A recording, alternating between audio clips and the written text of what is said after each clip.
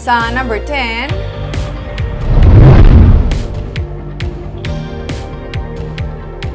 good news para sa mga nagapangita sang trabaho. Linibo pa ka mga call center agents ang ginapangita kadungan man sa expansion sa isa ka BPO company sa Bacolod.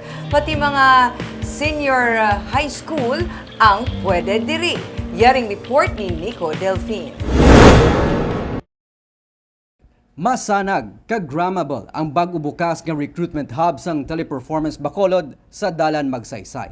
Ang mga anay hotel rooms ang karon nagserbi na bilang training rooms, production floors kag recreational area sang Teleperformance. Sino ba lang magdumdum nga magluwas nga may mga karaoke room, may swimming pool man ang BPO firm para sa ilang mga employees. No other BPO organization in the Philippines has been recognized as a great place to work organization for the last 6 years aside from Teleperformance in the Philippines. And yes, we are one of the best workplaces globally. And that would tell you how we truly value our people. Kabayan sa expansion projects ang pioneering BPO firm sa syudad ang pag-hire sang linibo nga dugang pa nga mga call center agents. Gani sa December 7, natala na ang open house application para sa tanan nga applicants kag bukas ini para sa mga senior high school graduate. Next year, 2024, our focus is really to grow 1,000 or more, right? And that's the reason why we have a lot of the floors that are being built, right, to accommodate that particular growth.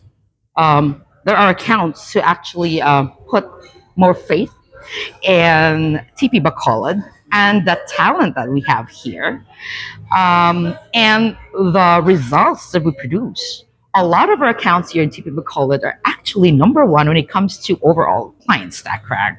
So that is also the reason why we have been growing. Nalakip man sa ginpasanyog sang kumbuyahan ng operational system gamit ang artificial intelligence kag ang pagpabaskog sang seguridad kontra sa cyber threats. Iniagod mapangapinan ang ilang mga kliyente sa abroad. We would want to invest in our local talent for us to ensure that we provide more jobs and more opportunities to our fellow representatives. And with our new site, we would want to invite everyone to come and join our zestful and our vibrant community here at TP. Ang site expansion projects ng Teleperformance Bacolod pamaagi man agod malabot ang target nga 1.5 million call center employment sa idalom sang Marcos administration sa 2028. Nico Delfin para sa DG Cast Negros.